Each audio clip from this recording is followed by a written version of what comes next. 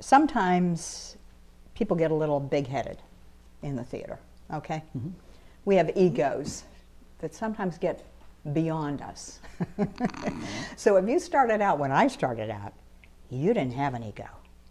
I worked for a director, Ella Gerber, who was a tyrant. And she said in our first rehearsal, leave your ego at the door. There you go. There's no room for it here.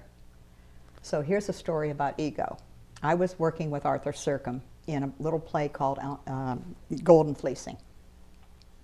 And I remembered, Jack, that I couldn't do anything right. Do you ever have that sense of, I can't go on stage, I know he's going to find something wrong. You know? So it went like this, rehearsal after rehearsal. He always picked on one person, and it was me in that show. So one day, he stopped me, and he was at the back of the theater, this theater.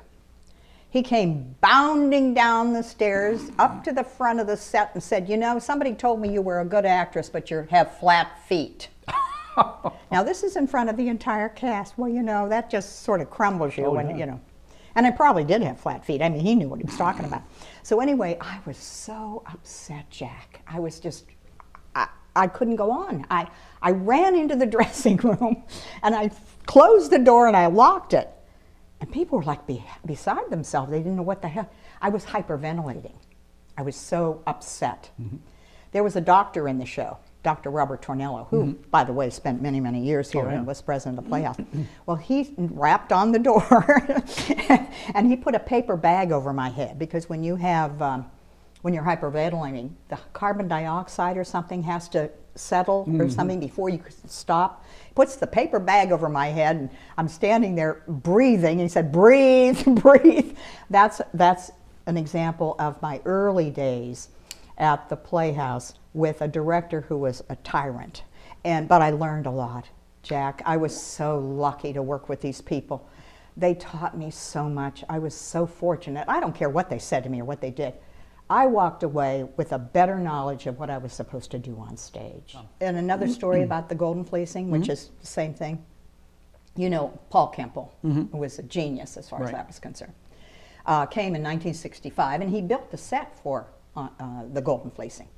And the set was so beautiful and ornate. He had cutouts for the ceiling of all of these mythical characters, and a fireplace that went from floor to ceiling. It was absolutely on tiers, you know, tiers, looked out over the Venice canals and all that.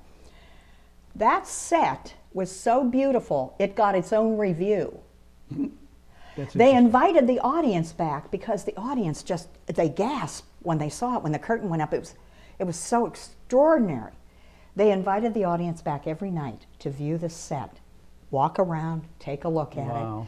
There was a grate on the fireplace that was made out of cardboard that looked absolutely like it weighed 200 pounds.